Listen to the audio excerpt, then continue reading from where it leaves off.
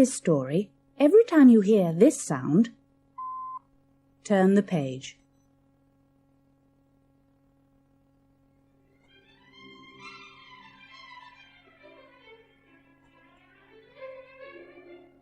Jack and the Beanstalk.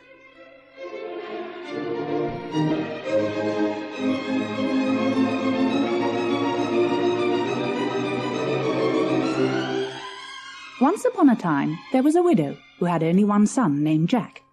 He was a lazy boy. He would not go out to work for his living, nor would he do much work for his mother at home. Yet Jack was not altogether a bad boy. He was kind-hearted and pleasant, and his mother was very fond of him. Jack and his mother lived in a tiny cottage, and they were very poor. As time went on, they grew poorer and poorer, while Jack grew lazier and lazier. At last the day arrived when the widow had nothing left in the world except one cow. Then she said to her son, "Tomorrow you must take our poor cow to market and sell her. She is all we have left in the world, so be sure that you get a good price for her." Next morning, Jack got up early and set off for market with the cow. On the road, he met a butcher, asked him where he was going with the cow. "I'm taking her to market to sell her, sir," Jack told him. "I will make a bargain with you," said the butcher to Jack. "I will exchange these beans for your cow." He showed Jack some strange-looking beans, all of different colours, which he was carrying in his hat. "I would be a fool to exchange my cow for your beans," said Jack. "Ah, but these are not ordinary beans," replied the butcher. "They are magic beans." Jack thought what a fine thing it would be to have some magic beans, so he agreed to the bargain. He gave the cow to the butcher, put the beans in his pocket, and set off for home. Jack's mother was surprised to see him back so early. She thought he must have got a fine price for the cow. "Look, Mother," cried Jack. "I have made a good bargain. I have exchanged our cow for these beans." His mother was very, very angry. "You bad, stupid boy," she said. "Now we shall surely stop." In her anger, she threw the beans out of the window and pushed Jack upstairs to bed without any supper. "But they are magic beans," wailed Jack. "So I thought it was a good bargain." His mother was too angry to reply. The next morning, Jack woke early, feeling very hungry. His room was much darker than usual. When he went to his window, he found he could hardly see out. There seemed to be a large tree in the garden where none had grown before. Jack ran downstairs and discovered that it was not a tree that was growing in the garden, but a huge beanstalk. It had sprung up during the night from the magic beans that his mother had thrown out of the window. The beanstalk was taller and stronger than any tree, and it had grown so quickly that its top was out of sight.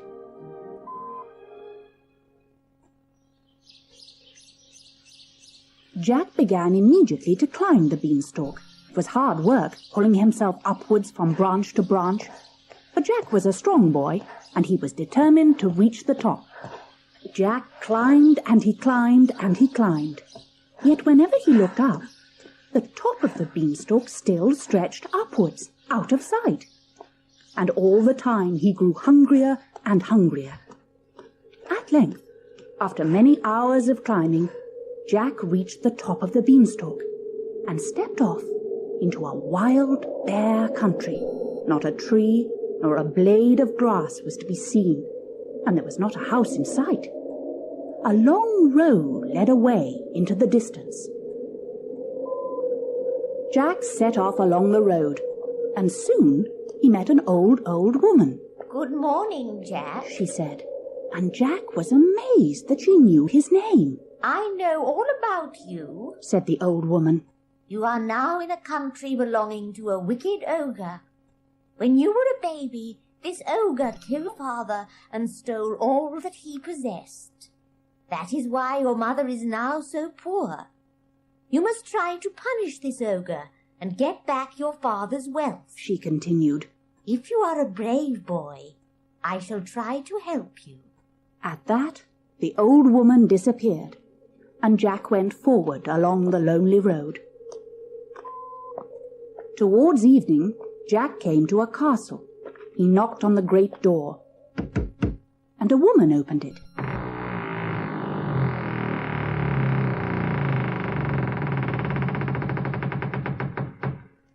She looked startled when she saw Jack.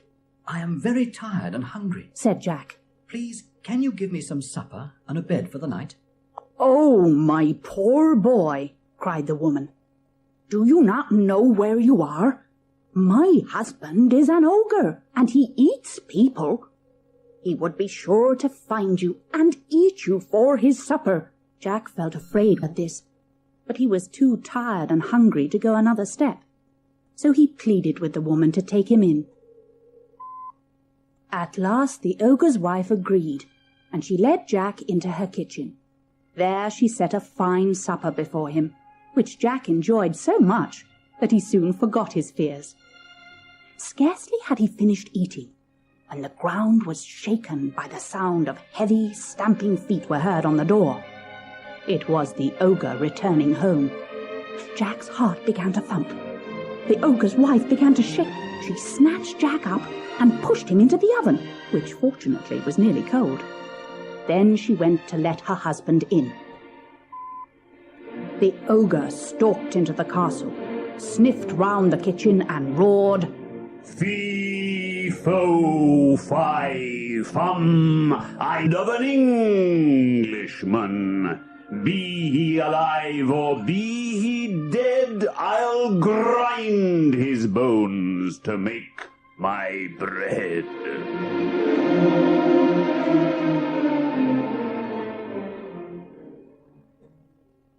"Nonsense," said the ogre's wife. "You are dreaming." And she set an enormous meal on the table before him. As the ogre was hungry, he sniffed no more, but sat down and began to eat. Jack peeped at the ogre through a crack in the oven door. He was astonished to see how much the ogre ate, and how quickly he pushed the food into his mouth. When the ogre had finished his meal, he shouted to his wife, "Bring me my hen." She brought it to him, and he sent her off to bed without a word of thanks.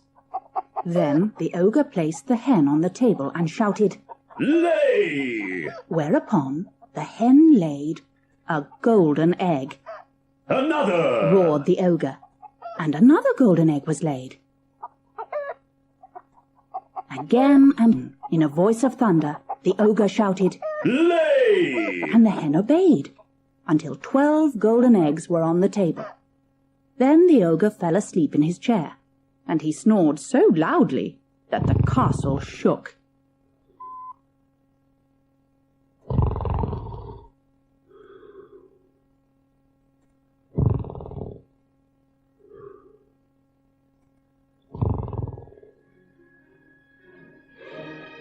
As soon as Jack heard the snore of the ogre, he crept out of the oven. He seized the hen, tucked it under his arm, and tiptoed out of the castle. Then he set off running along the road as fast as ever he could. On and on he ran, until at last he came to the top of the beanstalk. He climbed down quickly and took the wonderful hen to his mother. She, poor woman, was delighted to see her son again. And when Jack set the hen on the table and ordered it to lay a golden egg, she could not believe her eyes. Every day the hen laid another golden egg. By selling eggs, Jack and his mother were able to live very comfortably and had no need to worry. They lived happily in this way for many a long day.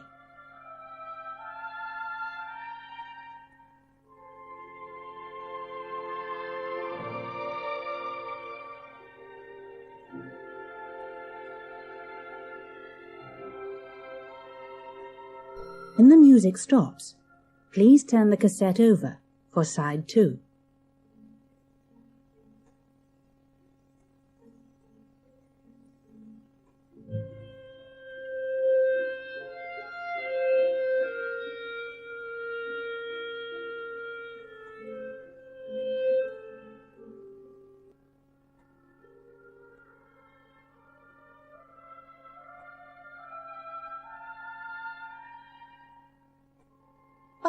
After some time, Jack began to look for more adventure.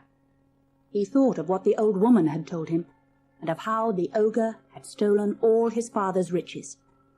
Jack determined to visit the ogre's castle again. He disguised himself, so that the ogre's wife would not know him. Then he began to climb the beanstalk for the second time. Just as before, Jack reached the castle towards evening and knocked on the door. When the ogre's wife opened the door, he said, "I should eat food and rest, good woman, for I am hungry and tired." "You cannot stay here," replied the ogre's wife. "Once before I took in a tired and hungry boy, and he stole my husband's wonderful hen." Jack pretended to think that the boy who had stolen the hen was a rascal. He chatted so pleasantly to the ogre's wife that she felt she could not refuse him a meal. She let him come in.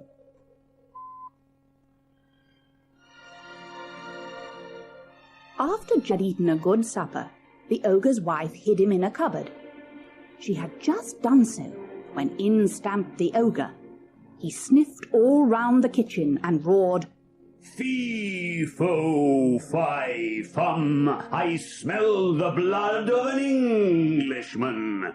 Be he alive or be he dead, I'll grind his bones to make my bread."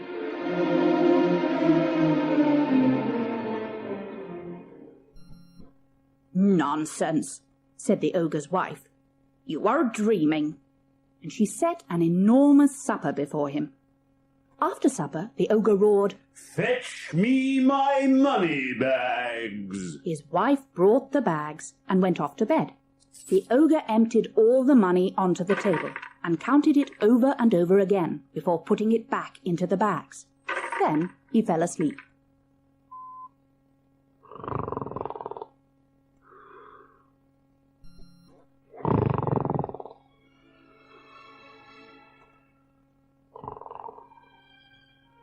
As soon as Jack heard the ogre's loud snores, he crept out of the cupboard and picked up the money bags. They were much heavier than he had expected, but he managed to sling them over his shoulder. Then he let himself out of the castle as quietly as possible. Jack could not run along the road because the money bags were so heavy. He was afraid that the ogre would waken and follow him, but he reached the top of the stalk safely. Once more, Jack's mother was overjoyed to see him, and when he emptied the money bags onto the table, she was astonished. Jack and his mother now had all that they could wish for. With the money that Jack had brought from the ogre's castle, they built a bigger house and bought furniture, fine clothes and food. The widow said to her son, "Now that we are rich, I beg you not to venture up the beanstalk again." But Jack not promised this. For a long time, Jack and his mother were well content. Then Jack began to long for more adventure, and to think that the giant had not yet been punished enough. He determined to visit the ogre's castle once more.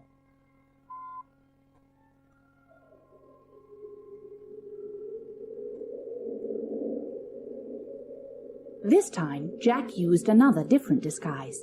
He hoped that the ogre's wife would not recognize him, and that he would be able to persuade her to invite him into the castle. Then, for the third time, Jack climbed the beanstalk, followed the same path, and arrived at the castle door. The ogre's wife did not recognize him, and he begged for a night's lodging. "No, no," she cried. "You cannot come in here. The last 2 tired boys whom I took in were thieves. One stole a wonderful hen, and the other some money bags. No, no, you cannot come in." Jack begged and begged, and at last the ogre's wife took pity on him, asked him in, and gave him some supper. Then she hid him in the copper in which she washed her clothes. Soon the ogre came home, and sniffing round the kitchen roared, "Fee, fo, fi, fum, I smell the blood of an Englishman. Be he alive or be he dead, I'll grind his bones to make my bread."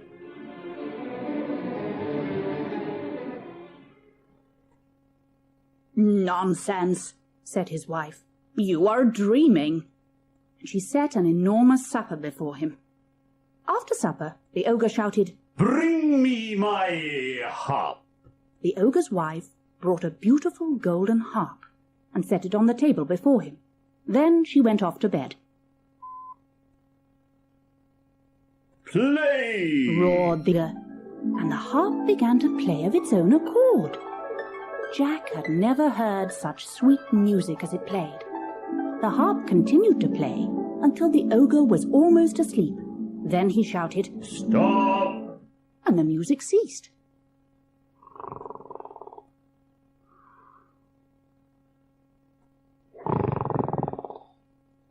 As soon as Jack heard the loud snores of the ogre, he jumped out of the copper and seized the harp. No sooner he touched it than the harp called out, "Master! Master!" The ogre woke up in a fury to see Jack making off with his harp. "You are the boy who stole my hen and my money bags," He bellowed. The ogre was still drowsy with sleep and heavy with food and wine, so he was not as speedy as usual. Yet he staggered to his feet and set off after Jack. Jack was terrified, but he did not put the harp. Slinging it over his shoulder, he ran for his life towards the beanstalk. And all the way along the road, the harp continued to cry, "Master! Master!" Jack was too frightened and too short of breath even to think of saying stop to it. Looking over his shoulder, Jack saw the ogre striding after him. Then he ran as he had never run before in his life. Jack reached the top of the beanstalk safely, but the ogre was close behind. He scrambled and slid down the beanstalk, shouting, "Mother! Mother! Bring me the axe quickly! The ogre's coming!" Then Jack's mother picked up her skirts and, running more quickly than she had run since she was a little girl, she brought her son the axe. By then the ogre was climbing rapidly down the beanstalk. Jack swung the axe with all his strength and gave one mighty blow at the beanstalk.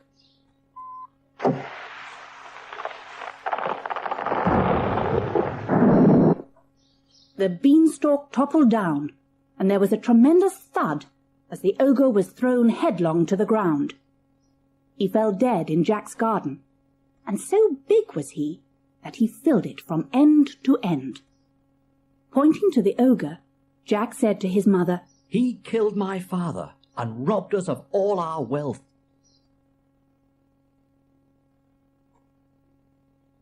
At that moment, there appeared the old woman who had talked to Jack.